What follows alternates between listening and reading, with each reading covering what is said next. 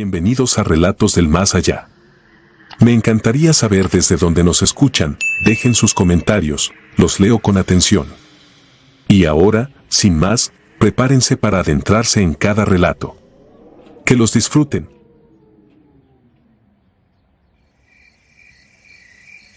Me tocó el turno de la madrugada en el retén de la entrada a San Gregorio, un pueblo metido en un valle seco entre cerros.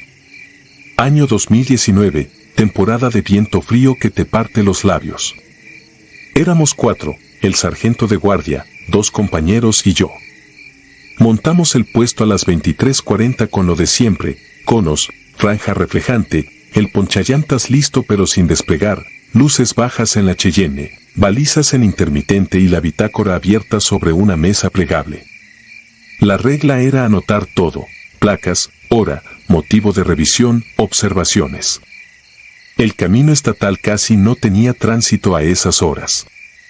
Los perros del pueblo, a lo lejos, ladraban por rachas y luego el silencio regresaba como una manta pesada. A las 0:20 pasó un suru con 2 hombres y olor a gasolina. Todo normal. A las 1:05, un camión de refresco sin carga y un chofer somnoliento. Apagamos el faro del tripié para no encandilar. La noche se asentó. El viento corría polvo fino que quedaba pegado en la cara. Me aseguré de que mi reloj y el del sargento coincidieran. La hora, 1:27. Revisé la torreta, el radio, las baterías. Tenía frío en las manos aunque traía guantes. A las 1:39, sin ruido previo, cayó frente al control una camioneta blanca, batea cubierta por una lona verde sujeto con istre cruzado en X. No la vi venir por el retrovisor de la Cheyenne ni por la curva. Simplemente apareció cuando levanté la vista de la bitácora. Avanzó despacio, sin prisa, el motor parejo. Le indiqué con la mano que detuviera la marcha junto al cono de alto. El conductor bajó la ventana a la mitad. Traía cachucha gris, chamarra de mezclilla y manos muy limpias. No estaba nervioso, pero su quietud era extraña, como quien rehecha una escena en su cabeza para que salga igual. Pedí licencia y tarjeta. Entregó ambos documentos. Placas de otro estado, aún con el marco de la agencia. La firma en la licencia parecía recién hecha, tinta muy negra. Le pregunté a dónde se dirigía. Dijo una palabra corta que no alcancé a entender por el viento. Repetí la pregunta.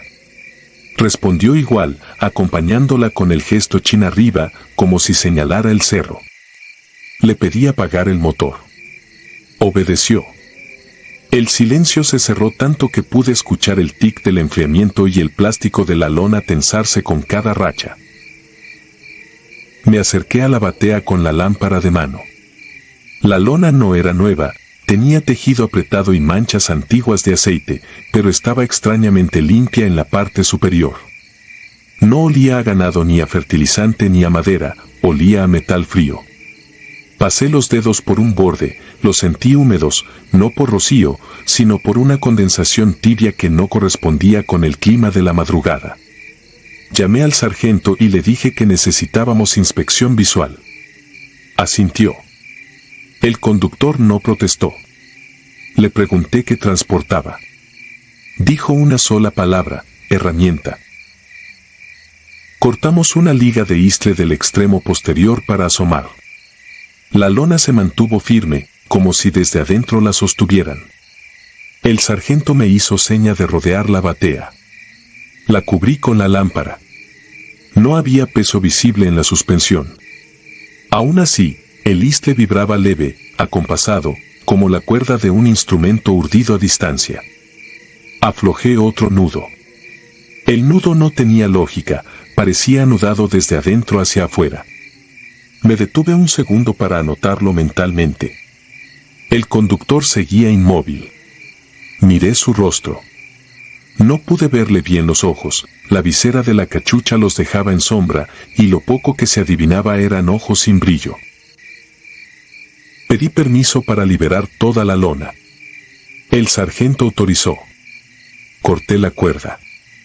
La lona, en lugar de caer, se replegó hacia el centro, tensándose, y luego, sin que la tocáramos, se relajó y se acostó sobre la batea con un suspiro de tela. Enfocamos la lámpara. La batea estaba vacía. Ni herramienta ni cajas. El piso tenía una película de polvo parejo, sin marcas de arrastre ni de bultos. Solo había algo, 4 huellas de manos abiertas, tamaño adulto, marcadas en negativo como si alguien las hubiera apoyado con fuerza y luego retirado. Estaban hacia el cabecero, 2 a cada lado, simétricas. Toqué una con el dorso del guante. El metal guardaba calor. Revisé otra vez los documentos. Todo revisado. Anoté las placas. El sargento me pidió la hora exacta. Vimos el reloj, 1:47. Corrí la bitácora hacia mí. Ya había una línea con esas placas y la misma hora redondeada a 1:45. Apuntada con mi letra. Leí 2 veces. Mismo nombre del conductor, mismo modelo, observación, batea con lona. Sin novedad. Podía jurar que yo no había escrito eso. El trazo, sin embargo, era el mío, con mi R ligeramente abierta. Revisé si el bolígrafo manchaba, sí, tinta fresca al borde de la hoja anterior. Le dije al sargento. Me miró igual de confundido. Me preguntó si quizá lo anoté cuando levantamos el puesto. Negué. No registramos nada antes del acero. Volví a ver al conductor. No se había movido. Solicitamos vía radio el número de motor para confirmar con plataforma. La señal entró con un retardo molesto. En respuesta, el operador dijo que el sistema estaba lento, que esperáramos. La camioneta seguía sin encendida. No había humedad en el escape como debería. Decidí revisar el frente. El cofre estaba tibio, pero la parrilla tenía polvo acumulado como de días y sin insectos pegados. El parabrisas, en cambio, estaba limpio, casi pulido. Nos repartimos tareas. Uno de mis compañeros fue a traer el perro de detección. Yo releí la bitácora, buscando si había otra entrada con esas placas antes. Encontré una al 0110 con un trazo diferente, de uno de mis compañeros, vehículo similar. Sin coincidencia de placas. Se recomienda alerta en brecha a sur. Hizo sentido con el camino de terracería que salía hacia los nogales. Cerré los ojos un segundo para ordenar lo que veíamos. Abrí. El conductor ya no estaba en la cabina. Las puertas seguían cerradas. Pensé en un descuido. Rodeamos. Nadie detrás. La batea vacía, la lona quieta. Llamé por nombre al sargento, sin levantar la voz. Él señaló hacia la cuneta. Había huellas de botas nuevas, profundas, que se alejaban hacia el terraplén y se perdían a los 10 metros como si se hubieran borrado de golpe. Alumbré la maleza. Se escuchó, muy leve, el chasquido de una cuerda al tensarse. Miré el ponchallantas enrollado junto a la mesa. El cable de acero vibraba apenas. Nadie lo había tocado. El radio soltó por fin la confirmación. El número de motor correspondía a una camioneta sin reporte, adquirida hacía 3 días por un hombre con el mismo nombre y CURP de la licencia. Domicilio en una colonia de la cabecera municipal, calle sin pavimento. Todo normal. Notifiqué al sargento. Él decidió hacer inspección a fondo. Le indiqué al compañero que regresara con el perro. Tardó más de lo habitual. Cuando apareció, venía solo. Dijo que el perro no quería salir de la jaula, temblaba y rechazaba el arnés. No nos había pasado algo así en meses. El viento cesó de golpe, como si alguien hubiera cerrado una puerta grande. La lona se hundió al centro un par de centímetros, luego volvió a su forma. Me subí a la defensa y pasé la lámpara por el cabecero. En uno de los tornillos había fibras de istre pilladas bajo la cabeza, como si la cuerda hubiera nacido ahí dentro. No era lógico. El metal mostraba la misma tibieza. Me bajé con cuidado. El conductor seguía sin aparecer. Empecé a pensar en un abandono. Tomé la bitácora para anotar la situación. Al girar la hoja, ya estaba escrita una línea nueva, letra mía otra vez, inspección finalizada. Se autoriza el paso. Hora, 2:03. Miré mi reloj, 1:58. No registré ese trazo. Nadie me vio escribirlo. Toqué la tinta, estaba fresca. No me gustó nada. Le dije al sargento que íbamos a retener el vehículo y solicitar apoyo de la policía estatal para traslado. Él asintió. Cuando me disponía a pedir el enganche por radio, la camioneta prendió sola. No hubo giro de llave, no hubo movimiento dentro. El motor cobró vida con un ronquido parejo, sin sobresaltos. Me subió un calor viejo al rostro. Extendí la mano para alcanzar el cable del ponchallantas. En ese instante, la Cheyenne me marcó en su tablero las 2:03 en punto, como si alguien hubiera adelantado la hora. Miré la bitácora. La línea de se autoriza el paso ahora tenía mi firma completa, bien hecha, con ese gancho final que aprendí en el servicio. Di un paso atrás. El sargento me quedó a un lado, evaluando. No hizo el gesto de alto. Yo tampoco. La camioneta avanzó despacio, salvó el cono sin tocarlo y cruzó el límite del retén. Nadie levantó la mano. Nadie habló. Solo noté que, mientras pasaba, la lona rozó un instante mi manga y me dejó en la piel, a través de la tela, una impresión clara de 4 dedos apoyándose con cuidado. No apreté el gatillo. No grité. La vi perderse camino al pueblo, a esa hora irreal que ya aparecía impresa antes de que pasara. A las 2:10 pedimos, por procedimiento, la revisión del libro y del material. Conté los conos. Revisé el cable. Cuando volví a la bitácora, la página de la madrugada tenía 4 firmas mías más, cada una con hora consecutiva, autorizando el paso del mismo vehículo en intervalos de 28 minutos. Todas anteriores a mi entrada formal de turno. El bolígrafo manchaba aún. El trazo era exacto, con mis fallas y mis acentos. Terminamos de levantar el retén a las 4. En el pueblo, nadie reportó haber visto una camioneta blanca con lona verde cruzar la plaza. En la cabecera tampoco. Al día siguiente, pregunté por curiosidad en la colonia del domicilio de la tarjeta. Un vecino dijo que el hombre de la licencia había fallecido la semana anterior en un choque en la brecha sur.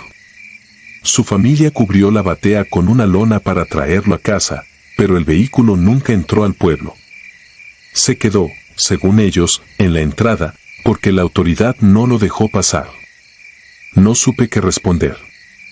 En el reporte interno, por sanidad mental y por memoria institucional, escribí lo que tocaba, puesto de control nocturno, sin novedad. No volví a usar la bitácora de aquella noche. Cada vez que la abría, mi firma estaba aguardando en la siguiente línea, autorizando un paso que aún no ocurría. Y siempre con la misma hora adelantada por 5 minutos, como si alguien, desde un lugar más frío que la madrugada, apurara el tránsito para regresar, una y otra vez, a la entrada del pueblo.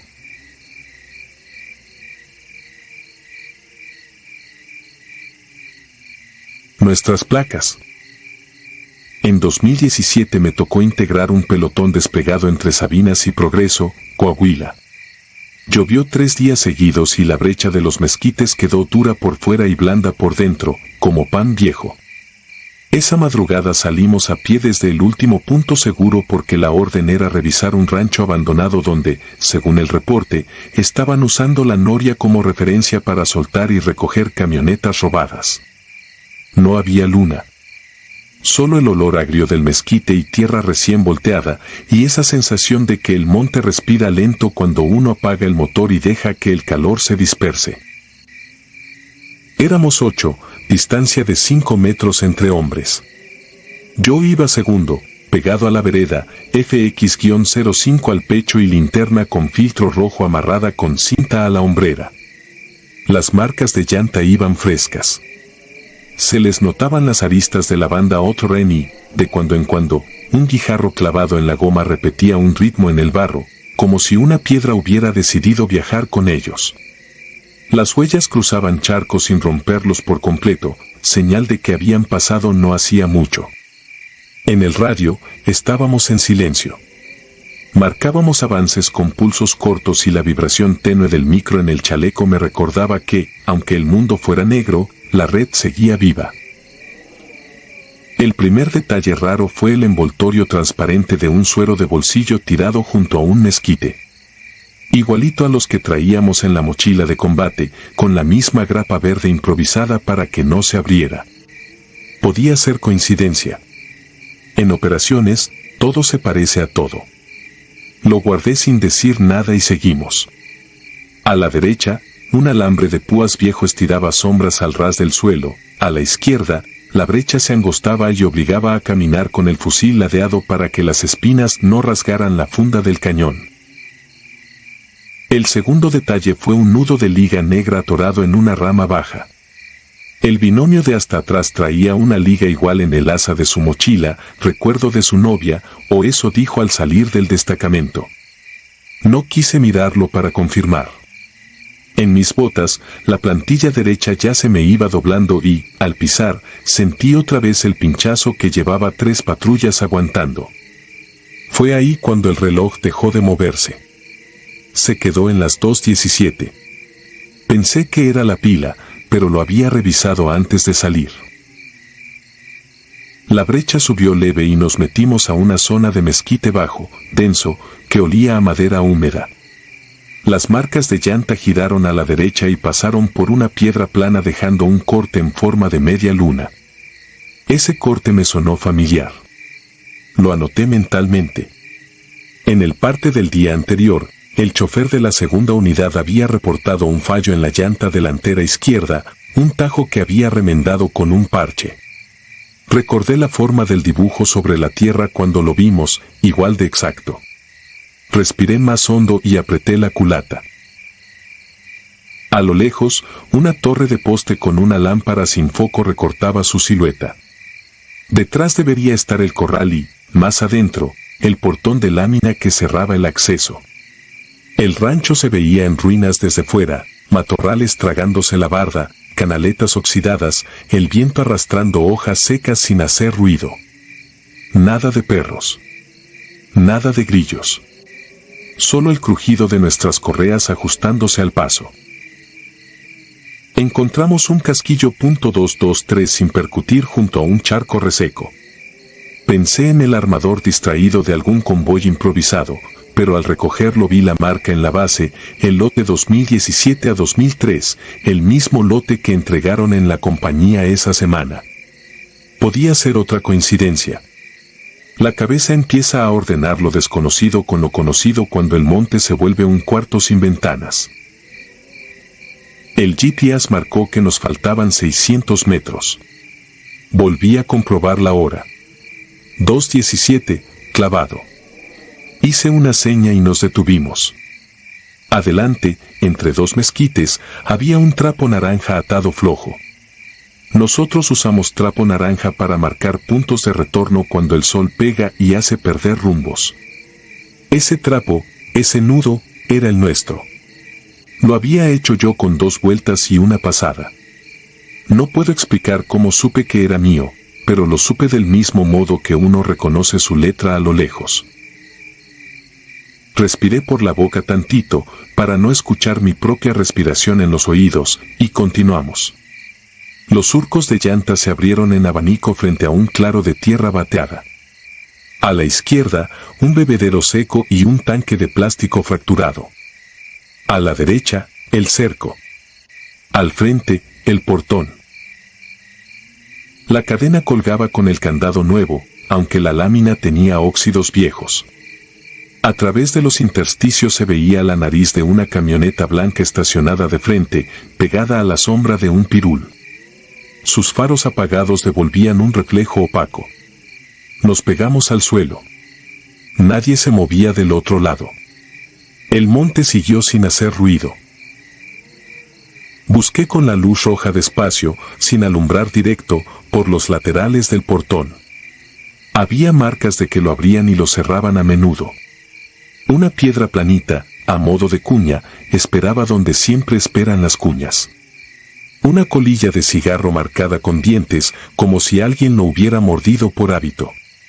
Vi el mismo patrón de mordida en la colilla que el chofer de la segunda unidad dejaba a veces, un semicírculo desparejo. En ese momento no pensé en fantasmas ni en historias. Pensé en errores y en trampas. Me arrastré hasta la rendija y enfoqué la placa de la camioneta. La primera luz me devolvió una cifra con letras que reconocí. Apagué. Encendí de nuevo, más suave. Las placas no eran solo del mismo estado y mismo tipo. Coincidían con las que yo había anotado en mi libreta horas antes, cuando revisamos las unidades al salir del punto de reunión.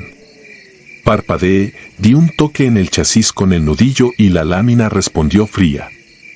A la derecha, pegada al corral, otra camioneta. Misma historia. Misma placa. En la batea, una garrafa con pintura blanca marcada con plumón, tercer pel. 2/5.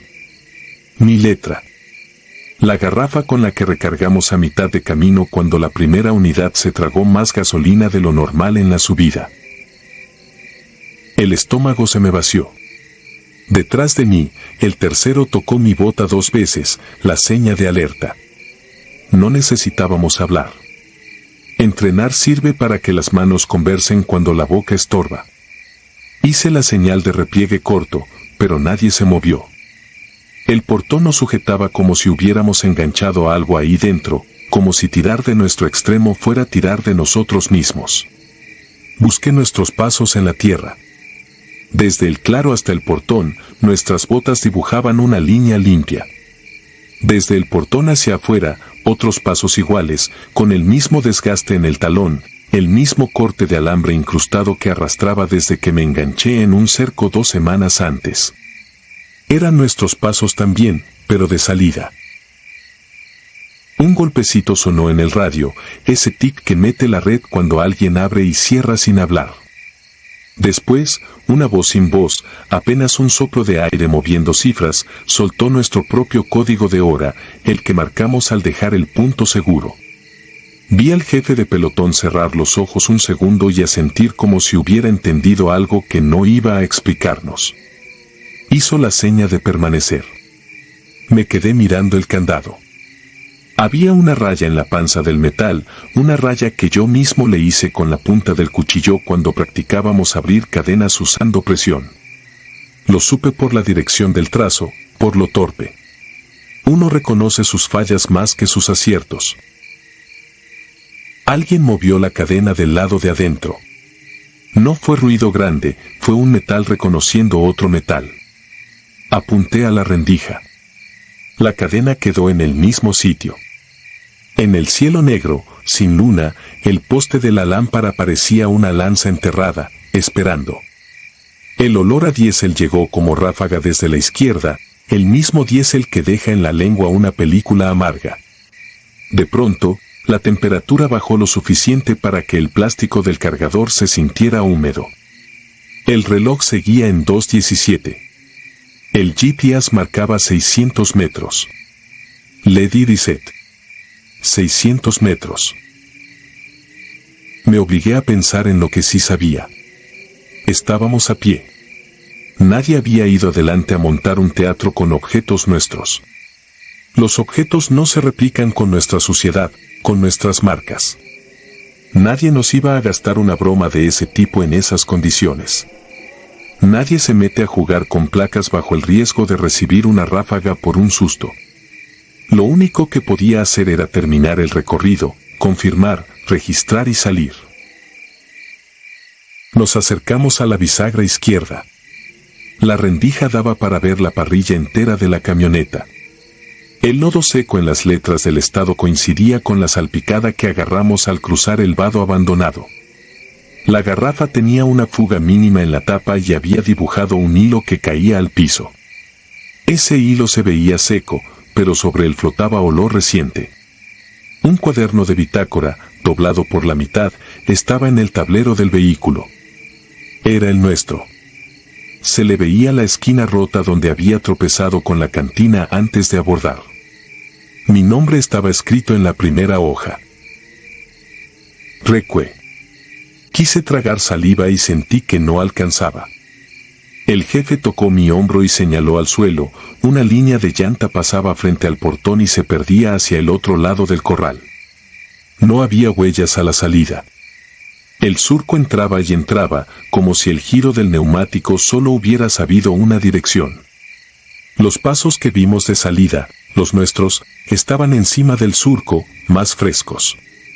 Habíamos salido ya, sin haber entrado todavía. El jefe finalmente decidió. Marcó repliegue. Dejamos el portón intacto, las camionetas quietas, las placas mirándonos como espejos mal iluminados. Caminamos hacia atrás con el cuidado de no borrar nada. En el primer recodo de la brecha, volví a ver el trapo naranja atado a mi modo. Más adelante, el casquillo del lote 2017 a 2003, donde lo había guardado ya no estaba. El reloj seguía detenido. La brecha se hizo más larga al regresar, como si alguien hubiera estirado el monte entre nosotros y el punto seguro. Cuando al fin llegamos al vehículo de enlace, el odómetro marcaba que nos habíamos movido 2 kilómetros apenas. Eran casi las 5 en el celular del chofer. Esa mañana, en el parte, no supimos qué poner. Nadie quiere firmar que encontró sus propias placas antes de llegar a donde supuestamente iban a estar. Escribimos lo que se puede escribir. Verificamos sin novedad, se recomendó mantener observación. Yo, en mi libreta, aparte, anoté 217 2 veces y dibujé el portón con un candado rayado. Cuando cierro los ojos todavía puedo verlo. No por lo que había detrás, sino por lo que no había delante, rastro de salida que no nos perteneciera. Desde entonces, cuando paso por una brecha de mezquites y encuentro marcas frescas, las miro 2 veces. Si una piedra clavada se repite a intervalos perfectos, me paro y escucho. A veces no oigo nada. Otras oigo la red abrir y cerrar, apenas un golpe seco, y mi nombre raspado en el metal de un candado que juro no volví a tocar. ¿Y las placas? Las nuestras. Siempre limpias bajo una luz que no existe en el monte.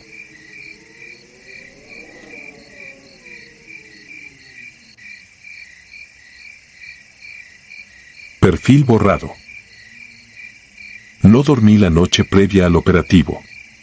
Era 2021 y nuestro destacamento, una unidad de reconocimiento adscrita al batallón de Selva 32, se había internado en la zona densa de la Macarena, al sur de Colombia. Íbamos 8, 4 infantes curtidos, un operador de radio, un ingeniero de drones, el teniente Murcia al mando y yo, cabo primero y enfermero de combate. Llevaba mi teléfono con la cámara principal rota, pero la frontal funcionaba. Me servía para mandar señal a Facebook en los breves claros de cobertura, era mi manera clandestina de sentirme aún civil. La orden era patrullar la vereda Puerto Azul, donde, según inteligencia, un grupo disidente de ex-FARC retenía cargamentos de medicina robada. La selva allí es tan tupida que la humedad parece respirarte en la nuca. Aquella tarde, después de 4 horas abriendo brecha, oímos los primeros disparos a lo lejos. Parecían ráfagas de bienvenida, sin dirección clara. Murcia mandó silencio y avanzamos en formación de abanico. De pronto, a través del follaje, divisamos un puesto de venta improvisado, tarimas de madera, bolsas de maíz, cajas de suero. Un comerciante de la zona, un tal don Fabio, discutía con 2 hombres armados. Mientras le rompían el mostrador, le exigían más insumos. El teniente dudó. La orden oficial era observar, reportar, no comprometer. Pero uno de los bandidos alzó el fusil hacia el anciano. Ahí se reventó la disciplina. Murcia dio un paso y gritó: Ejército Nacional. Los sujetos huyeron monte arriba cargando lo saqueado. Sin relevo cercano, el teniente autorizó la persecución. Fue entonces cuando encendí mi celular. Tenía apenas 2 rayas de señal satelital prestada. Titulé la emisión: Transmisión en vivo interrumpida. No pensé demasiado. Creí que sería otra prueba de corrupción para mis contactos civiles. Corrimos tras el convoy improvisado, 3 motocicletas adaptadas con alforjas militares y un viejo camión SIL 131 pintado de verde pálido. La pista era un camino maderero lleno de fango. A cada salto, el estabilizador óptico chirriaba. Mientras transmitía, describía el caos entre jadeos, selva, balas perdidas, el ruido del motor soviético. De pronto, la imagen se congeló durante un segundo, volvió con distorsión púrpura y captó algo imposible: una figura oscura, alta, a mitad del camino, envuelta en jirones de humo. Ninguno de mis compañeros la vio, yo sí, y mis más de 20 espectadores también. El camión atravesó la figura sin ralentizar, pero el Ibestream se cayó. El recuadro se tornó negro, la app mostró señal perdida. Respiré hondo, guardé el aparato y seguí corriendo. Apenas 100 metros después hallamos el SIL detenido, sin luces, motor aún caliente. Las motos estaban apoyadas sobre la cuneta, vacías. Ni rastro de los saqueadores. El teniente ordenó perímetro de seguridad. Fue entonces cuando el ingeniero de drones, Valderrama, vomitó sin aviso. El olor dentro de la cabina era irrespirable, mezcla de hierro y amoníaco. Encontramos las cajas saqueadas, intactas, pero ningún cuerpo, ninguna huella de huida reciente. Era como si los hombres se hubieran evaporado. Murcia me indicó revisar el camión. Subí a la caseta. Sobre el tablero, la radio civil aún parpadeaba con estática. Cambié de frecuencia y escuché un lamento en lengua emberá que no comprendí. Giré el dial, la misma voz se mezclaba con nuestra frecuencia militar, repitiendo mi nombre de pila, Isaías, arrastrándolo como eco en caverna. Bajé con las manos temblorosas. Expliqué lo que oí, pero el operador de radio juró que su equipo no captaba nada anómalo. Noche cerrada. Al carecer de refuerzos, establecimos un puesto temporal y esperamos al amanecer. Monté guardia de medianoche junto al camión. La bruma parecía sudar desde la tierra. A la 1:17 escuché pasos blandos detrás. Giré el fusil, linterna encendida, solo hojas temblando. Sentí vibrar mi bolsillo. El celular, contra todo pronóstico, recibía señal. Abierto en la app, mostraba un video en directo. Alguien transmitía desde mi cuenta. La pantalla enseñaba mi propia nuca, encorvada, enfocada desde unos metros. Giré atolondrado, nada. El teniente acudió al verme farfullar. Le mostré el teléfono. Mientras observábamos, la cámara virtual se acercó más a nosotros, se veía su cara confusa en la pantalla, pero al alzar la mirada, seguíamos solos. Murcia me arrebató el aparato y lo apagó. No dijo palabra. Volvimos a la vigilancia, fingiendo que nada ocurría. Al amanecer descubrimos rastros nuevos, desgarros en la lona del camión, como arañazos de animal, pero con 4 dedos largos y uno oponible. Guiados por esas marcas, encontramos a don Fabio el comerciante, sentado en medio del sendero. Parecía intacto, salvo por los ojos, estaban completamente negros, sin iris. Murmuraba en emberá: no somos viejos, somos de siempre. Intenté tomarle el pulso, su piel estaba fría como metal. Cuando quise auscultarlo, se desvaneció en un suspiro, dejando solo la ropa vacía que se desinfló sobre el barro. El operador de radio, Sosa, quiso pedir extracción aérea. Levantó la antena portátil y transmitió la clave de urgencia. En respuesta cayó un chirrido que nos astilló los tímpanos. Después, una voz infantil, clara, nos imitó: SOS. Sosa soltó el micrófono y echó a correr selva adentro. Corrí tras él. Lo encontré arrodillado ante un tronco hueco. En su mano tenía mi celular, aunque yo lo guardaba en mi muslo. La pantalla ahora mostraba nuestra transmisión interrumpida de la víspera, en bucle, pero cada repetición eliminaba un rostro. Primero desapareció Valderrama, luego el teniente, después yo. Regresé aterrorizado al campamento. Solo quedaban Murcia y el soldado Rivera. El resto se había internado siguiendo sus dobles, según confesó Rivera con los pómulos temblando. Pensé que deliraba, hasta ver que también él llevaba un teléfono idéntico al mío, reproduciendo un live donde un clon suyo lo guiñaba desde la maleza. A media mañana oímos disparos sueltos. Sonares huecos, como lejos bajo agua. Rivera salió disparado hacia el origen del fuego. Murcia trató de detenerlo, pero una ráfaga invisible lo empujó contra el suelo. El soldado se perdió entre lianas. Cuando el teniente se incorporó, sangrando de la frente, me agarró del chaleco y dijo algo que consigné en mi mente con letras rojas: aquí nadie viene por nosotros, cabo. Esto no es territorio humano. Decidimos retroceder a Puerto Azul. Cargamos las medicinas para aligerarnos de culpa. Litros de lluvia nos golpeaban la cara. A mitad de la retirada llegamos a un claro que no figuraba en mapas. Allí estaba un viejo repetidor soviético, un mástil oxidado hincado en una colina artificial de tierra y huesos. Sobre la plataforma superior había decenas de celulares colgando de cables enmarañados, todos encendidos, todos transmitiendo en directo. Las pantallas mostraban distintos ángulos de la selva, pero en cada cuadro aparecía, tarde o temprano, la misma sombra negruzca sin rasgos, flotando a medio metro del suelo. Mi propio teléfono vibró con violencia. Sin pedirlo, encendió la cámara frontal.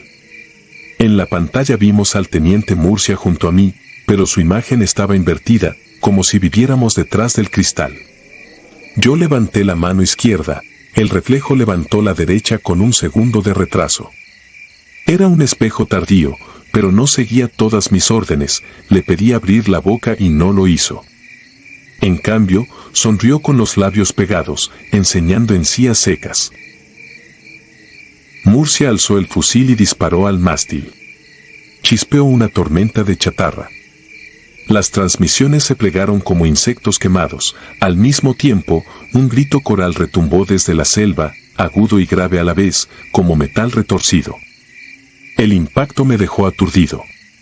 Cuando recuperé el sentido, el teniente yacía con el cuello roto, los ojos abiertos hacia un cielo blanquecino. En sus manos tenía mi celular. Me acerqué, la pantalla mostraba mi cuenta cerrada. Mensaje: tu perfil no existe o ha sido eliminado por el propietario. Intenté ingresar con contraseña, error tras error. Escapé sin rumbo. 3 días estuve vagando, siguiendo el río Guayabero hasta que un grupo de pescadores me halló. Tenía fiebre, el brazo derecho fracturado y el teléfono aún en el bolsillo, milagrosamente intacto. Al llegar al puesto médico de San Vicente, me interrogaron agentes de contrainteligencia. Cuento mi versión desde entonces, pero ningún analista encuentra rastro digital de mi historial. Mi nombre, Isaías Vargas, no aparece ni en las bases del ejército. Mi madre, a quien llamé, asegura no tener hijos. Hace una semana me devolvieron el celular como prueba liberada. Todo funciona, salvo Facebook. La app abre en un muro en blanco, sin botones. A veces, de la nada, aparece un video en directo. Es de noche y la cámara avanza por un sendero ahogado de lianas. Al final del plano se ve una silueta con uniforme colombiano sosteniendo un teléfono. La pantalla del aparato brilla y muestra a alguien escribiendo este mismo relato, palabra por palabra, con un leve retraso de 1 segundo. Entonces la transmisión se corta. Duermo poco. Cada vez que cierro los ojos siento la bruma de la Macarena filtrarse bajo la puerta del cuarto. Oigo el dial militar revolverse hasta situarse en cierta frecuencia muerta que repite mi nombre. Y sé que, en algún lugar sin coordenadas, aquel convoy detenido sigue esperando que la selva nos devuelva, uno a uno, para completar la grabación que empezó con un título absurdo y profético, transmisión en vivo interrumpida.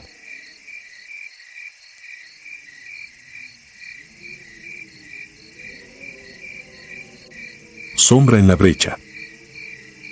Me llamo Capitán Elías Reyes, adscrito al 17º Batallón de Infantería.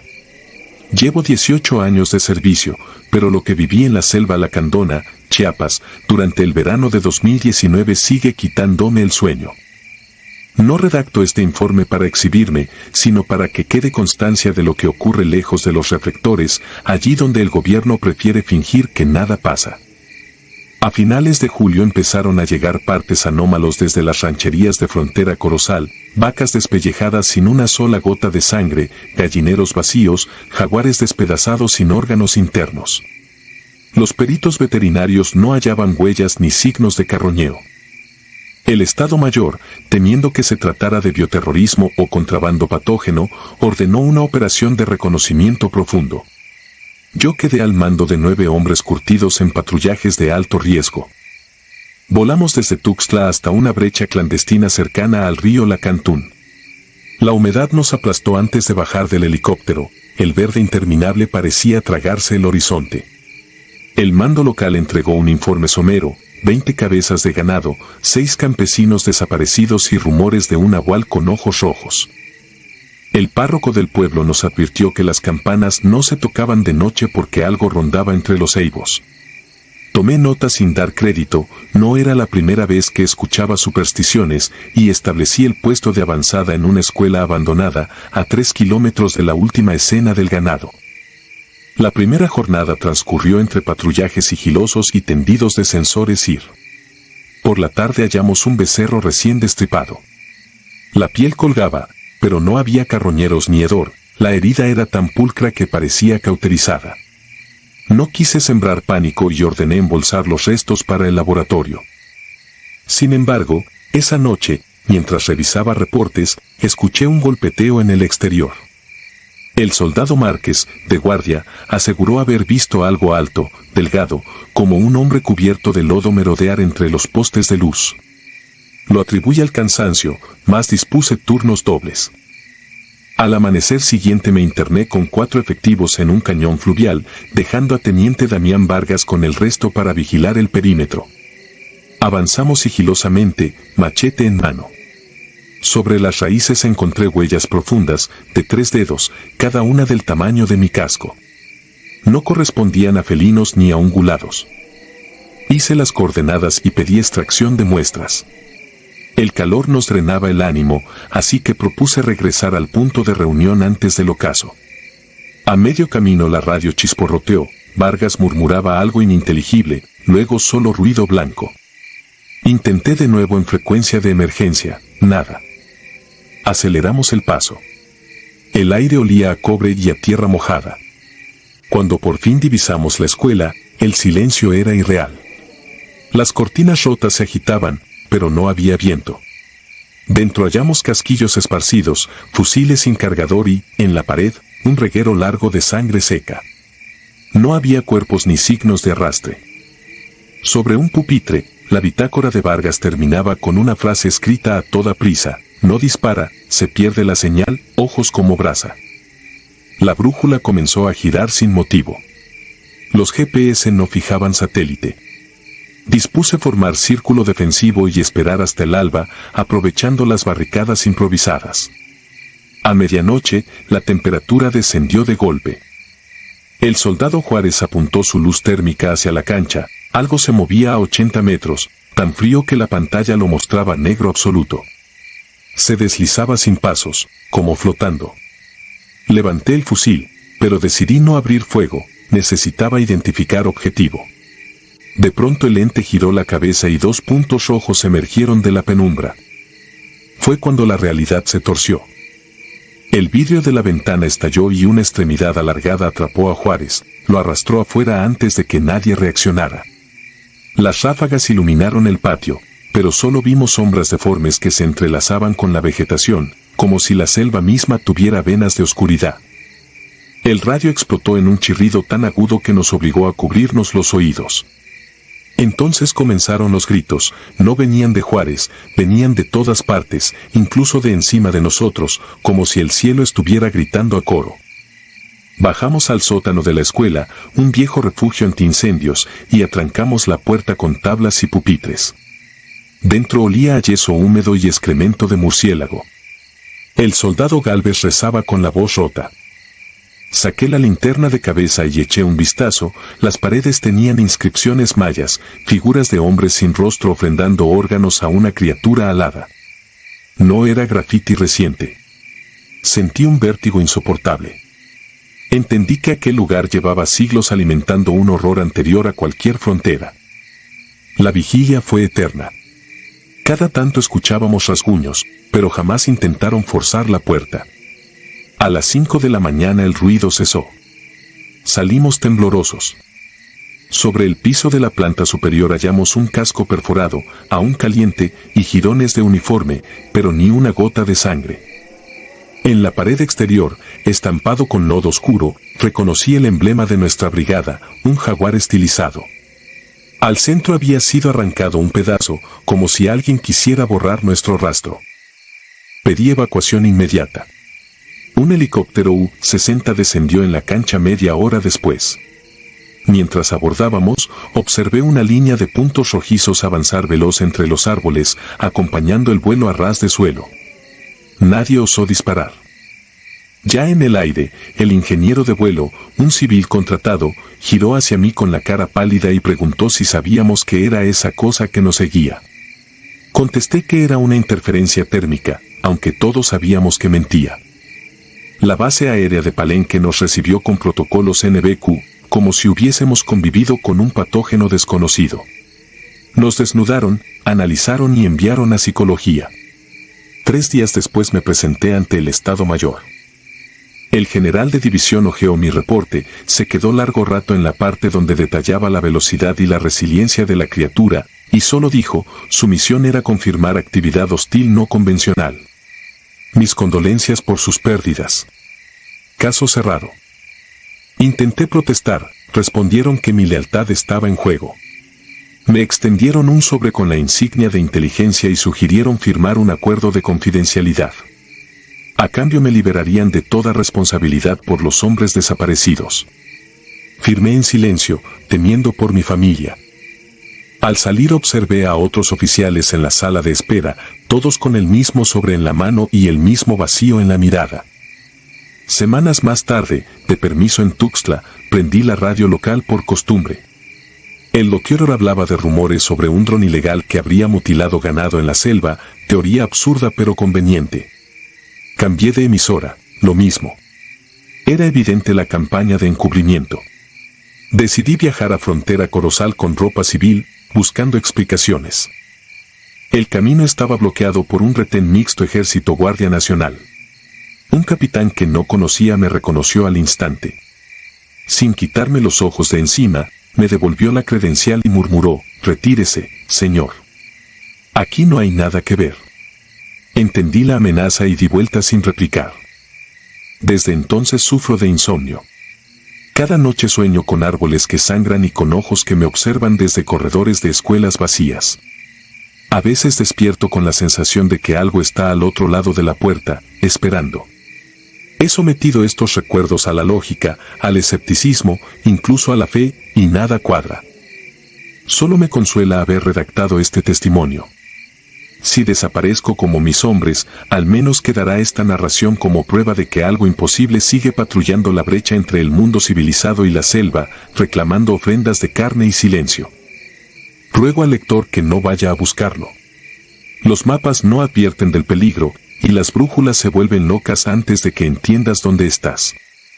Si algún día viajas por aquellas latitudes y encuentras ganado seco como papel, date media vuelta. La selva es vieja, y recuerda cada gota de sangre que le quitan. Yo todavía escucho su latido cuando cierro los ojos.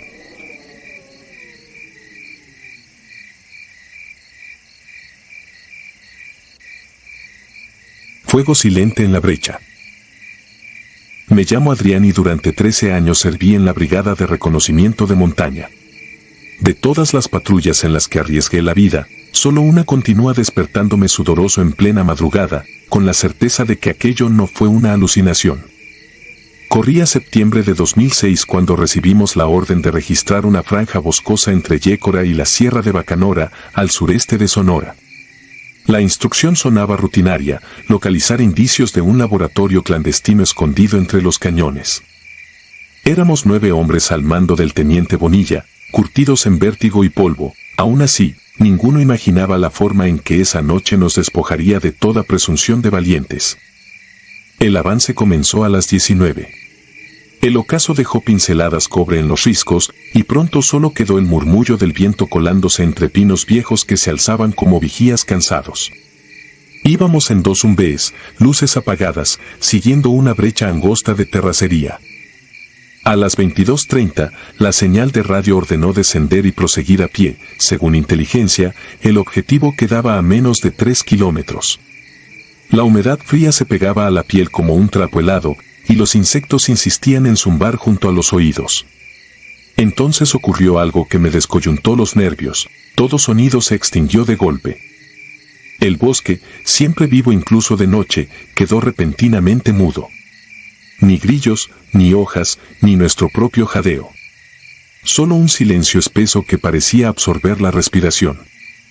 Bonilla levantó un puño, solicitando alto total. Pude ver el vapor de mi aliento suspendido, inmóvil, como si el aire hubiera olvidado moverse. Mi estómago se encogió con esa señal primitiva que antecede a la desgracia. Caminamos unos metros más hasta un claro circular que la luna iluminaba con un resplandor lechoso. Allí, sobresaliendo entre la hojarasca, había un círculo de rocas ennegrecidas, restos de un fuego antiguo que alguien había delineado con precisión casi ritual. Al centro, un cráneo de venado se consumía en brasas moribundas sin que hubiera leña que alimentara las llamas. Nadie pronunció palabra. Resultaba imposible decidir qué chocaba más, que aquel fuego ardiera sin combustible o el silencio rotundo que seguía envolviéndonos. De pronto, un crujido quebró la quietud, proveniente del costado oriental del claro. Giramos fusiles al unísono y allí lo vimos. A contraluz, emergiendo entre los troncos, apareció un ciervo descomunal, demasiado alto para ser real. Sus astas eran retorcidas, como raíces arrancadas de la tierra, y su piel pendía a jirones dejando entrever carne oscura latiendo debajo. Lo peor era su estómago, abierto como si lo hubieran eviscerado, un hueco que mostraba costillas ennegrecidas, sin que brotara sangre. Las cuencas de sus ojos brillaban de un amarillo febril. El animal avanzó con un trote imposible. Cada pisada no sonaba, sino que vibraba, como martillazos dentro de la cabeza. Instintivamente apunté al pecho y disparé 3 veces. Las balas atravesaron aquella membrana putrefacta y se incrustaron en el tronco de un pino, detrás. Sin soltar su mirada, la bestia emitió un bramido que no salió por la boca, sino que retumbó desde el interior hueco de su tórax. Todos abrimos fuego, la noche se iluminó con los fogonazos, pero la criatura apenas se estremeció, igual que un saco de piel colgando de un alambre. El teniente ordenó retroceder en abanico. Los casquillos caían calientes sobre la hojarasca helada mientras el ciervo muerto seguía avanzando. Cuando estuvo a unos 10 metros, su cuello se quebró con un chasquido y la cabeza colgó de lado, torcida de forma antinatural. Aún así, caminó otro par de pasos. Entonces la bestia se replegó sobre sí, igual que si las piernas no soportaran el peso, y se desplomó levantando un polvo fino. Nada más tocar el suelo, se deshizo como papel húmedo y quedó convertido en una masa negra que hervía, desprendiendo un olor a cobre quemado y almizcle.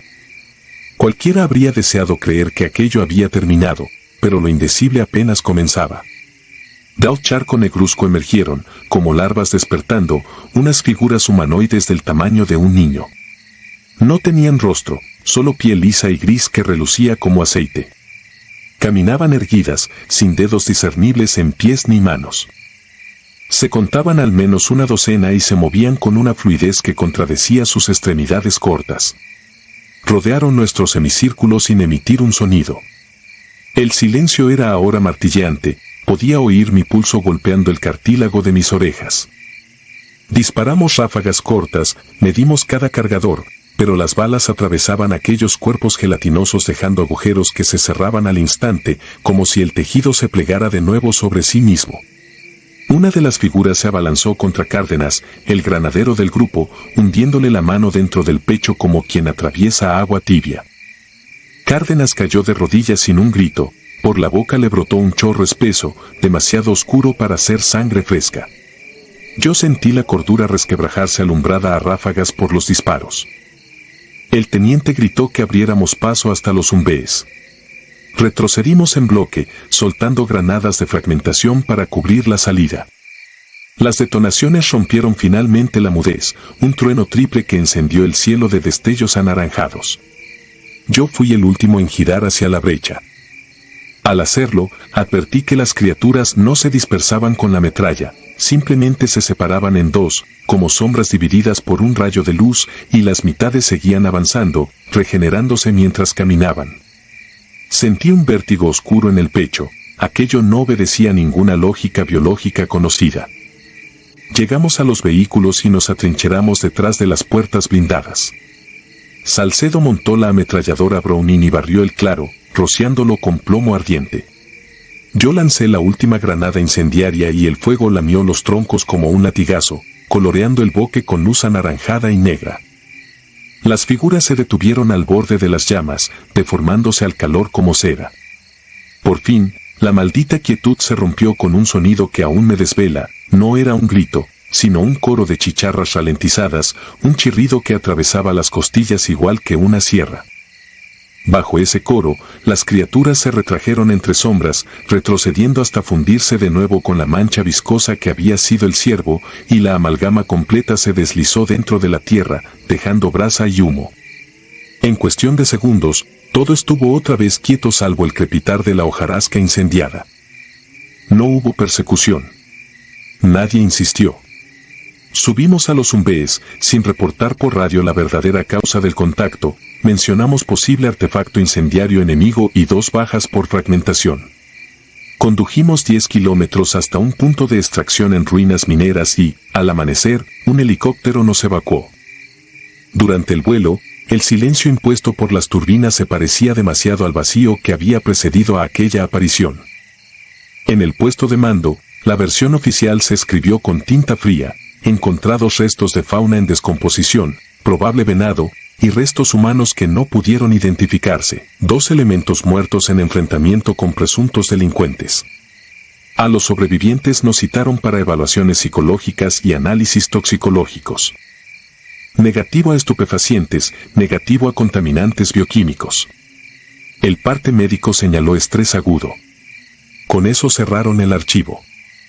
2 semanas después, Salcedo solicitó baja voluntaria y desapareció de los radares del personal castrense. Figueroa, el operador del segundo vehículo, se pegó un tiro en un hotel de paso en Nogales.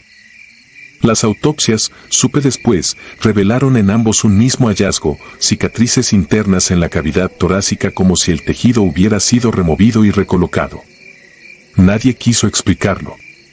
Al resto nos reubicaron en distintas unidades, fragmentándonos como para diluir la memoria colectiva de lo que vimos. Hoy soy un civil que le da la espalda a la selva, pero duermo con una lámpara de gas encendida.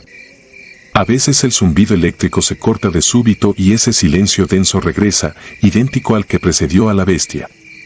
Cuando ocurre, mi piel se eriza anticipando el crujido de ramas y el chirrido imposible. No importa quién lea esto ni la credibilidad que otorguen, escribo solo para forzarme a admitir que sucedió. Y para advertir, quizá, a la siguiente patrulla que se adentre por esos cañones, si el bosque calla de golpe, retrocedan. Porque hay fuegos que no necesitan leña y criaturas que no sangran, y una vez que el silencio las anuncia, la montaña entera parece contener la respiración, esperando a ver quién parpadea primero. El costo de equivocarse son pulmones vaciados, nombres borrados de informes y noches eternas donde la oscuridad sisea con voces de insecto dentro de la cabeza. Yo parpadeé, y desde entonces la luz nunca es suficiente.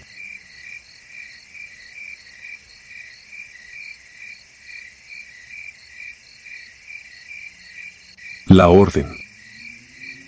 Me llamo Rafael Cervantes, cabo primero del Grupo Aeromóvil de Fuerzas Especiales. Entre nosotros los Jafe nos decimos murciélagos, vivimos a deshoras, volamos bajo el radar y nos alimentamos de la oscuridad. Han pasado 7 años desde la misión que voy a relatar y sigo durmiendo con la lámpara encendida, como un civil asustado, porque la noche aún huele a metal quemado y río podrido. En agosto de 2018, una semana antes del grito, nos desplegaron en la sierra de Atoyac, Guerrero. El parte hablaba de una célula criminal perforando minas abandonadas, pero el dato que importaba era otro: 36 campesinos desaparecidos en menos de 2 meses. Nuestra tarea era montar un puesto avanzado de vigilancia y preparar la zona para un golpe mayor. Éramos 14 hombres, armamento completo, visores térmicos, radios cifrados y un dron de reconocimiento capaz de leer una matrícula a 2 kilómetros. Llegamos al anochecer y levantamos campamento sobre un espinazo de roca. Al sur el barranco se tragaba la luz, al norte los cafetales abandonados parecían una estampida de sombras tiesas. No había grillos, ni aves, ni perros, un silencio de quirófano al aire libre. A las 0:17, durante mi relevo, escuché un chasquido seco contra la corteza de un pino. Pensé en un tejón, hasta que el sonido se repitió 3, 4, 5 veces, cada vez más cerca y en un ángulo imposible, como si aquello trepara por el aire. Reporté por radio. El sargento Díaz llegó, se acuclilló a mi lado y alzó el fusil.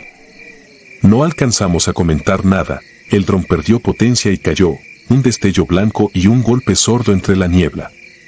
Solicité permiso para recuperar los restos al amanecer. El segundo día encontramos el dron partido en 2. Las hélices estaban intactas, pero la carcasa mostraba 4 hendiduras paralelas, profundas, como si la hubieran apretado dedos larguísimos. A menos de 10 metros descubrimos huellas de media luna que terminaban en puntas delgadas, demasiado grandes para un hombre, demasiado ligeras para un oso.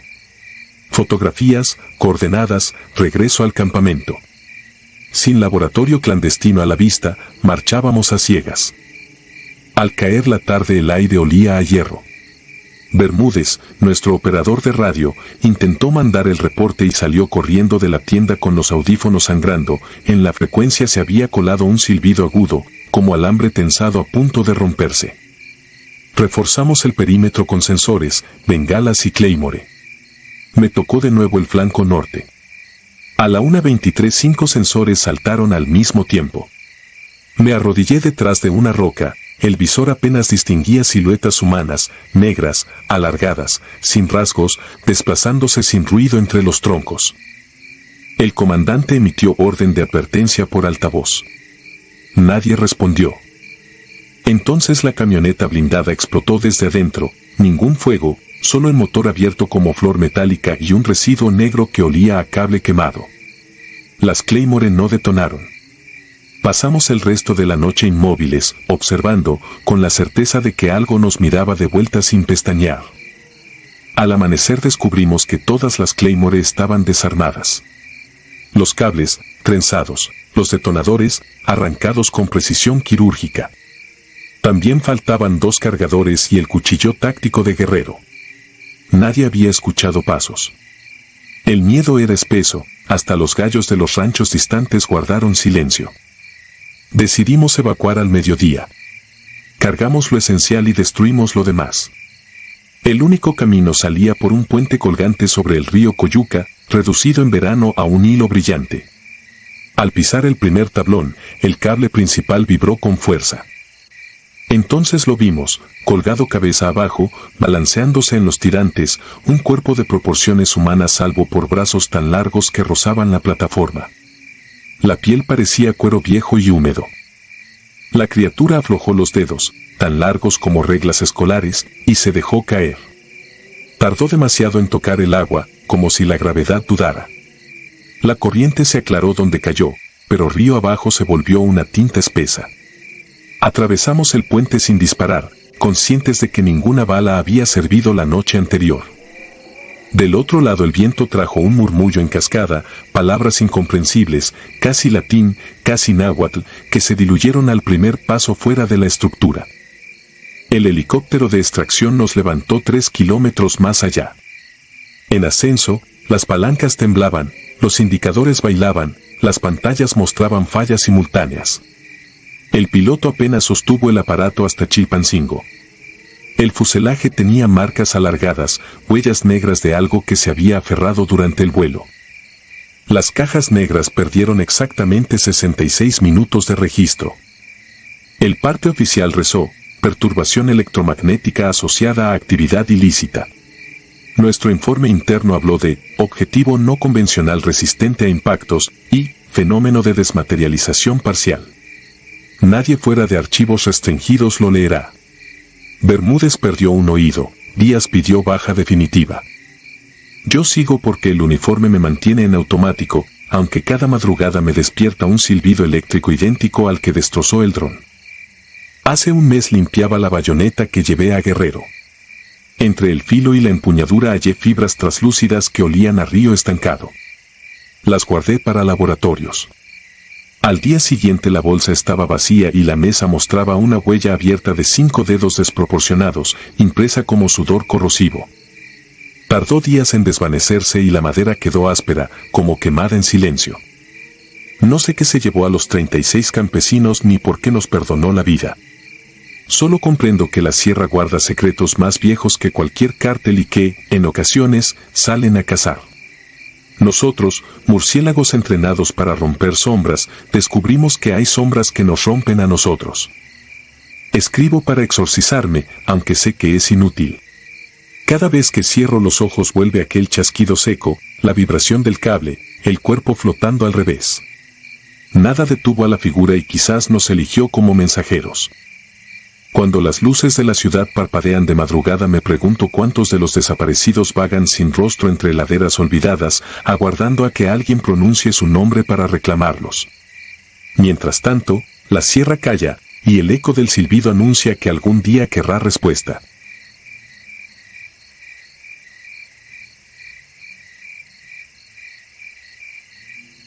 Tres ojos en la bruma.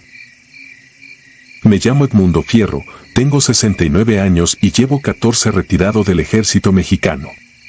He vivido lo suficiente para ver los colores de la guerra y la podredumbre del crimen organizado, pero nada, absolutamente nada, me ha robado tanto sueño como lo que ocurrió en julio de 1994, en un recodo casi olvidado de la selva lacandona, a pocos kilómetros del río Usumacinta. Aquel mes nuestra compañía formaba parte de un destacamento que patrullaba la frontera sur, revisando pistas clandestinas y campamentos de cosecha ilegal. Las órdenes llegaron una madrugada sofocante: objeto luminoso cae en zona Bravo 13, aseguren perímetro y esperen indicaciones. Parecía un comunicado rutinario, el tipo de reporte que se archiva y se olvida, pero la voz en la radio temblaba como si la estuvieran sosteniendo desde el otro extremo del país. Éramos 8 hombres dentro de un viejo Dina 6X6. El motor rechinaba mientras encarábamos veredas que parecían tragarse los faros. La selva nos cercó con un hedor dulzón de hojas podridas y flores nocturnas. Los grillos callaron al mismo tiempo, como si un resorte los hubiera desconectado.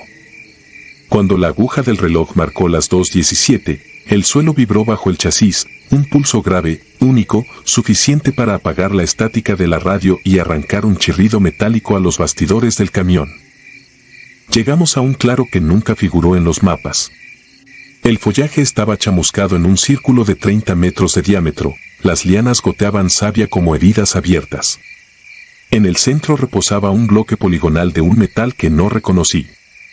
No era negro ni gris, sino ambas cosas a la vez, un tono que absorbía la luz y la devolvía torcida, como si la hiciera sangrar.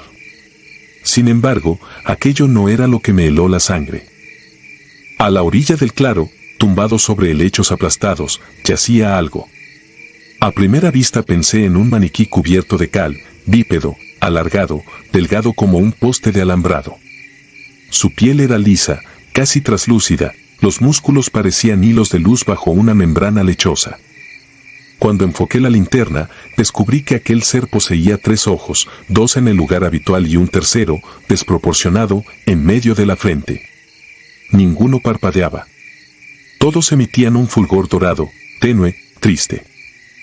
En ese instante el aire se compactó, como si la humedad se coagulara dentro de mis pulmones. El reloj en mi muñeca se detuvo, lo oí porque el tic-tac dejó de cimbrarme la piel.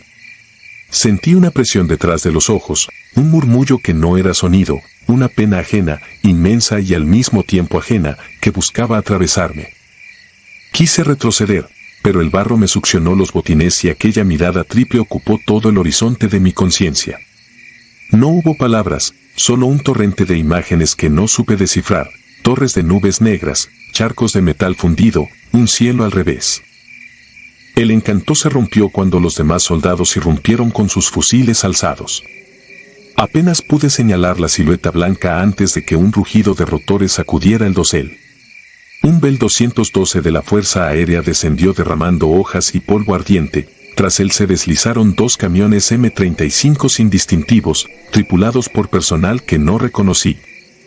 Sus uniformes no llevaban rango ni bandera.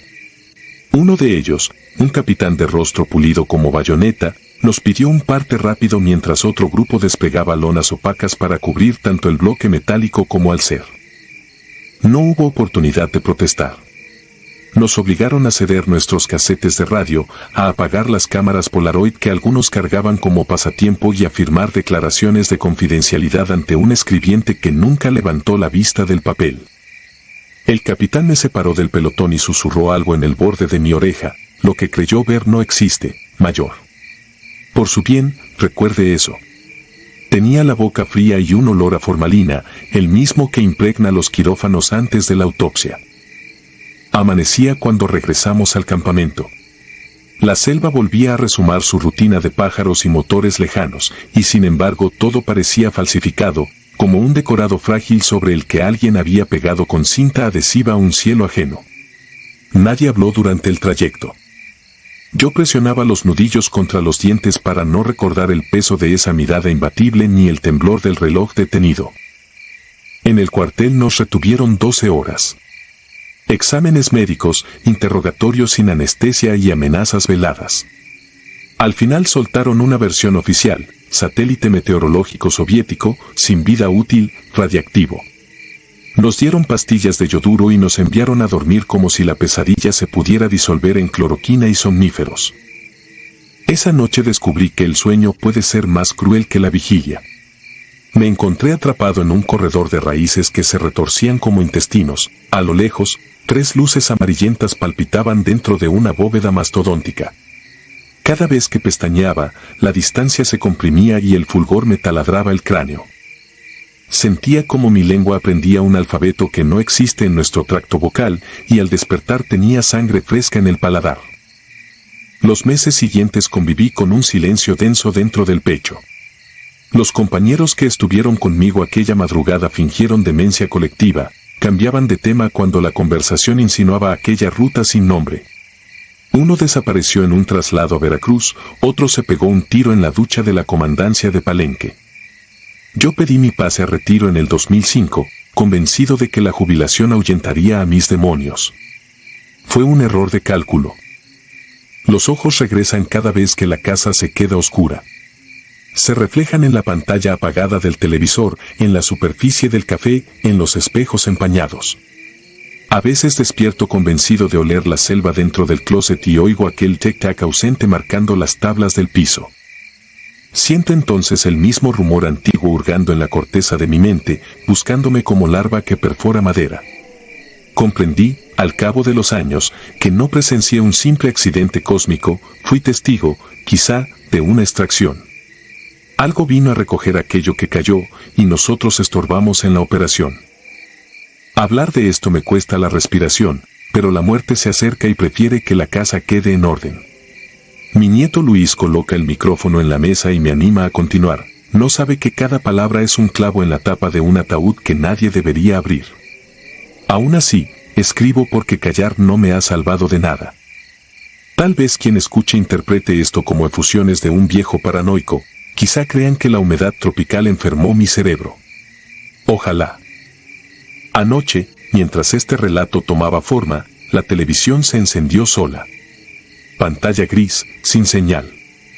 En medio del ruido blanco emergió una línea vertical de luz amarillenta, 3 destellos rítmicos, siempre 3.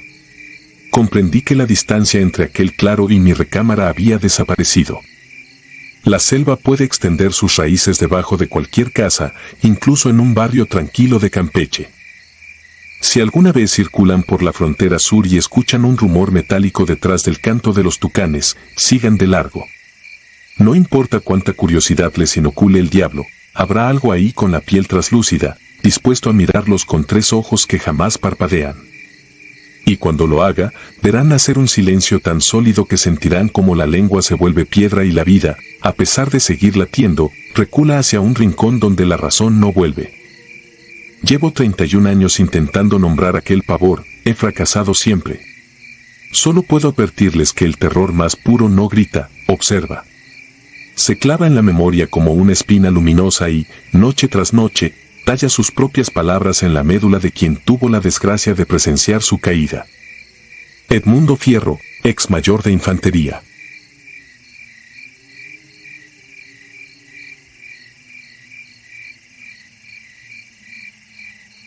Uniforme vacío. Me llamo Ramiro Díaz y serví 17 años en la compañía de Montaña 32. A lo largo de todas las campañas asumí una sola regla que el capitán Barrios repetía como oración de madrugada: jamás te mezcles con la gente del pueblo que proteges. Al principio creí que era simple prudencia contra chismes, después entendí que hablaba de otra clase de peligro. A mediados de 2017 nos desplegaron en la Sierra Húmeda de Chiapas para la Operación Horizonte Verde, destinada a desmantelar laboratorios clandestinos ocultos bajo la espesura. Éramos 12 hombres curtidos, pero la lluvia constante y el barro que tragaba las botas convertían la valentía en puro instinto. Al 5.º día aseguramos San Juan de la Niebla, 20 chozas de tabla y palma a la orilla de un río color óxido. Nuestro trabajo era sellar comunicaciones, patrullar y esperar refuerzos. Cuando todo parecía calmarse, Hugo Mena, mi binomio de patrulla, comenzó a esfumarse tras el toque de silencio. Yo sabía que fumaba para lidiar con la ansiedad, no avisé. Sin embargo, la tercera noche se ausentó hasta el amanecer y regresó con las pupilas dilatadas y un perfume de azahar pegado al chaleco. Murmuró haber hallado la única cantina abierta en 100 kilómetros. No insistí, pero anoté la incoherencia: ningún civil conservaba licor, mucho menos flores tan frescas. Desde esa madrugada las radios callaron por completo. Sin señal de cártel ni cazadores furtivos, solo un viento frío que traía, entre los árboles, carcajadas femeninas que se disolvían en gotas. Nadie quiso admitirlo, pero todos las oímos. El cuarto amanecer Hugo no volvió. Su litera quedó intacta, el fusil sobre la mesa, las botas vacías en posición de desfile. El capitán ordenó buscarlo antes de reportar la baja. Rastreamos la selva siguiendo charcos de lodo negro que parecían recientes a pesar de la sequía de aquel día. Avancé entre lianas hasta un claro cubierto por neblina baja. Allí se alzaba una casa de madera roja, sin ventanas, con macetas repletas de azahares al pie de la puerta. Sobre el dintel colgaba un listón con el nombre Lucía bordado en hilo dorado. Las tablas crujieron bajo mi peso, el olor a gardenia y tierra mojada era tan espeso que parecía otro clima. En la sala, sobre una silla trenzada, descansaba el uniforme de Hugo, doblado con meticulosidad de revista, sin rastro de barro ni sudor. Al tocarlo, la tela liberó agua helada que se deslizó hasta mi codo. Revisé la cocina, la alcoba y el altillo. No hallé cuerpo, solo un retrato envuelto en velo. La joven de la foto tenía cabello largo, un vestido blanco y ojos demasiado brillantes, como si recordaran algo que yo debía olvidar. En la parte trasera hallé un pasillo hacia el río. La tierra estaba removida y mostraba la huella clara de una pala reciente. Seguí el sendero hasta la verja oxidada del cementerio. Bajo un almendro descubrí otra vez el uniforme de Hugo, perfectamente extendido sobre una tumba de cemento fresco. La lápida ya tenía nombre y fechas: Lucía Mena, 1996-2011. El aire olía a flores recién cortadas y a óxido. Llamamos retreta de urgencia. El capitán llegó con 2 sargentos y autorizó excavar. A medio metro apareció la losa de concreto, grabada con el nombre de Lucía y una tercera fecha, la de esa misma semana.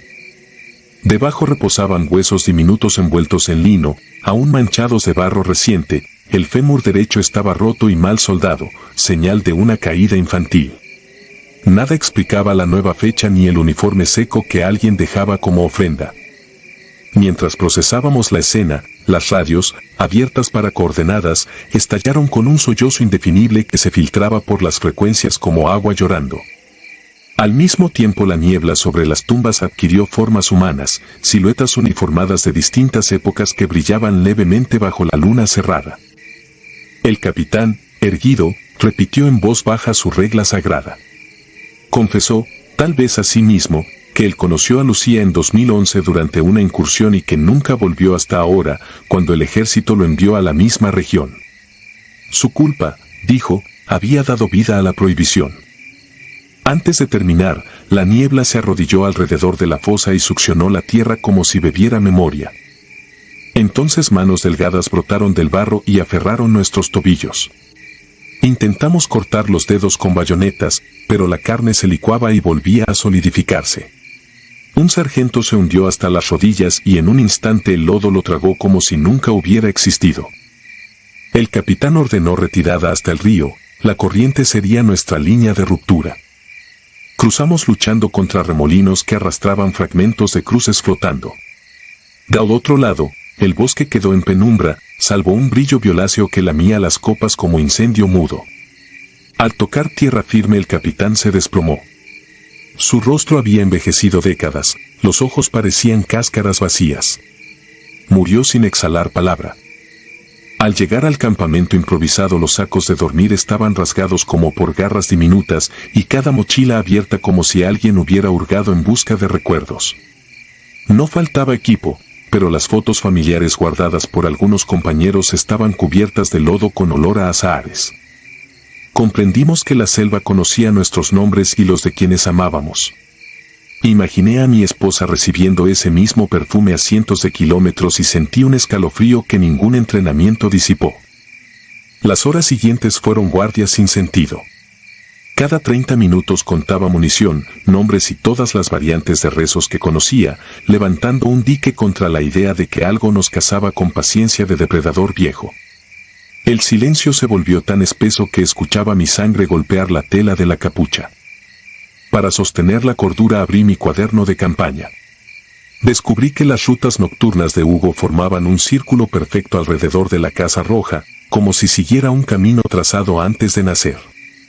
Cada huella terminaba donde otra comenzaba, cerrando un símbolo que solo podía leerse desde el aire. Aquella geometría me heló la espalda más que cualquier disparo recibido en combate. El helicóptero que vino por nosotros voló a ras de copa, evitando nubosidad tan densa como plomo fundido. Desde la puerta lateral vi el claro, donde antes estuvo la casa, ahora solo existía un agujero negro que tragaba la luz del amanecer. Del centro surgía un vaho blanco, la exhalación de un pozo sin fondo. El artillero intentó fotografiarlo, la pantalla se quebró y dejó el cristal empañado de un polvo brillante que olía a flores. Presenté este testimonio al área de psicología militar 3 veces, las 3 cerraron el expediente alegando confusión postraumática. Sin embargo, cada sobreviviente se quitó el escudo de la compañía de la manga izquierda, como si temiera que algún día aquel uniforme recién lavado apareciera sobre la cama y, con él, la invitación definitiva a regresar a los brazos de una mujer demasiado muerta para perdonar. Hoy vivo en un departamento de concreto, lejos de cualquier selva. Aún así, cuando llueve y el viento trae olor a flores húmedas, escucho a lo lejos las carcajadas que el bosque arrastraba entre los árboles. Mantengo mi uniforme impecable, colgado en el armario, por si alguna noche la neblina lo reclama y deja sobre la mesa un puñado de azahares. Entonces sabré que la deuda está saldada y que, al fin, el amor que no debía existir ha cobrado su tributo. He comprendido que ciertas promesas, como ciertos fantasmas, usan nuestro propio uniforme para recordarnos quiénes somos y cuánto podemos perder por ignorar el rugido de la selva.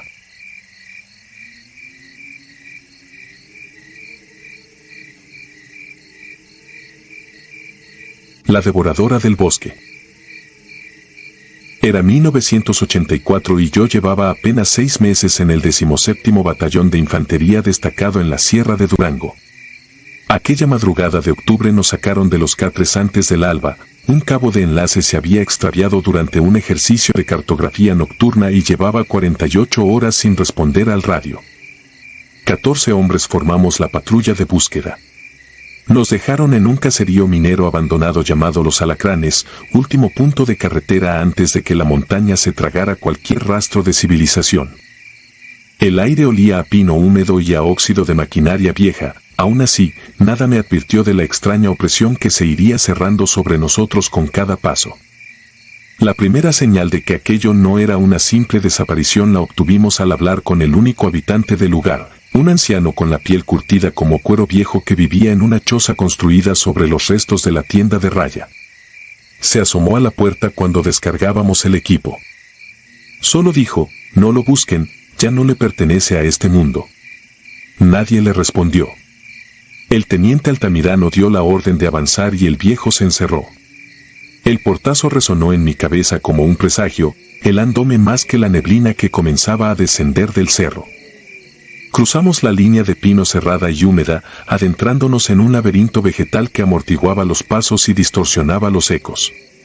Avanzamos en formación de rastreo, peinando franjas de terreno con disciplina mecánica. A media mañana hallamos las primeras anomalías, conejos y zorros muertos, sin garras ni colmillos que explicaran las heridas, como si los hubieran triturado desde dentro. El teniente ordenó fotografiar y seguir adelante. Me esforcé por concentrarme en las huellas de botas y en la brújula para no pensar en la carne reblandecida que dejábamos atrás, pero el asco subía como bilis. Al caer la tarde, la neblina se volvió tan densa que las linternas solo abrían túneles espectrales ante los fusiles. Aún con visores infrarrojos, la visión era precaria. Poco después escuchamos un chasquido seco, como hueso partiéndose. El soldado Galindo levantó algo del suelo y nos llamó con urgencia. Era un dedo humano, aún fresco, sin rastro de putrefacción. Lo embolsamos en un tubo estéril. El teniente apretó los dientes y decidió prolongar la búsqueda durante la noche. En la radio, el capitán del puesto de mando dudó, pero concedió 3 horas más. Seguimos subiendo entre brechas cada vez más cerradas.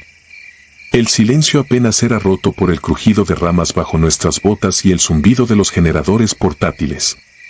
Fue entonces cuando, entre la neblina, divisamos una silueta encorvada que se mecía con pasos lentos. El corazón me golpeó el pecho al ver que no llevaba uniforme ni lámpara. No hubo órdenes, instintivamente encendimos focos y apuntamos los fusiles. La luz reveló a una mujer anciana, vestida con harapos color tierra, la mirada vacía. En su mano pendía algo informe que al principio creí un animal desollado.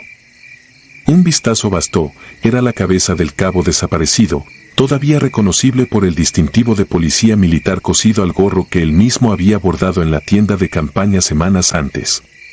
De la boca pendían fibras de músculo que la mujer arrancaba con los dientes, mascando con parsimonia. Sentí un espasmo de náusea y terror puro. El teniente rugió alto mientras levantábamos los fusiles. No hubo tiempo para más, la anciana lanzó la cabeza hacia nosotros con fuerza repentina y, en un mismo movimiento imposible para su edad, giró y se internó en la espesura con una agilidad felina. Disparé ráfagas controladas siguiendo el manual, pero solo astillé troncos y disipé la niebla a balazos. Algo, quizá mi instinto, me impidió perseguirla. Recuperamos la cabeza y, bajo la luz temblorosa, confirmamos que el cuello había sido cerrado con los dientes. Nadie pronunció palabra, el mismo pánico nos cosía la garganta. El teniente ordenó repliegue inmediato. Descender aquel cerro en plena noche fue una marcha infinita. Escuchábamos crujidos paralelos a nuestro avance y respiraciones que no eran las nuestras. 2 veces sentimos piedras rodar a nuestro flanco y cada sobresalto multiplicaba el terror. Cuando por fin vimos las láminas oxidadas del caserío pensé que despertaría entre sudor y sábanas, pero seguía allí, con el metal del fusil helado contra mi pecho. Intentamos contactar de nuevo con el anciano, pero su choza estaba vacía. Sobre la mesa había un cuaderno de notas empolvado. En él, una sola frase repetida con caligrafía infantil: la devoradora cuida el monte. Logramos evacuar antes del amanecer. 2 helicópteros nos recogieron y se llevaron los restos del compañero para la autopsia.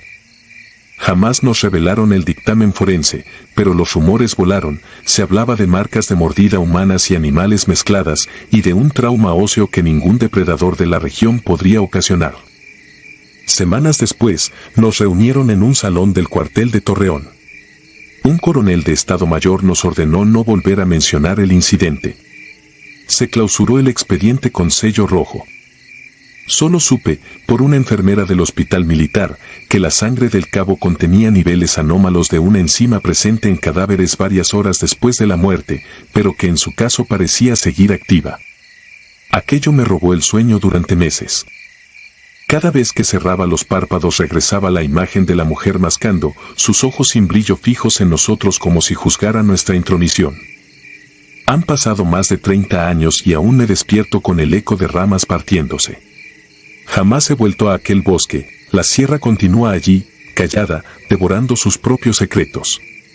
A veces, cuando el viento sopla desde el norte, creo escuchar un crujir de mandíbulas que se confunde con el murmullo de los pinos. Entonces recuerdo las palabras del viejo, ya no le pertenece a este mundo. Y entiendo que quizá aquel monte maldito nunca fue territorio humano, sino un dominio primitivo donde algo más antiguo sigue cobrando tributo a quien se atreve a perturbarlo. Ahora sé que el uniforme no protege contra aquello que ronda entre la niebla, y que hay misiones de las que un soldado regresa con el cuerpo entero pero con el alma cercenada. Contar esto me pesa, pero necesito que alguien más cargue con la memoria. Si alguna vez escuchas campanas huecas en la sierra de Durango, no te adentres. Hay una figura encorvada que se alimenta del extravío y mastica la carne de los que se creían invencibles. Yo la vi. Y desde entonces, cada amanecer en que todavía respiro, le temo más al bosque que a la guerra.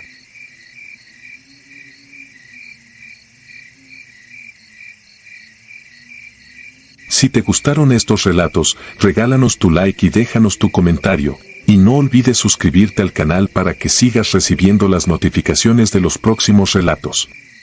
Tu apoyo nos ayuda a seguir creciendo dentro de YouTube. Nuevamente, mil gracias y nos vemos en el próximo relato.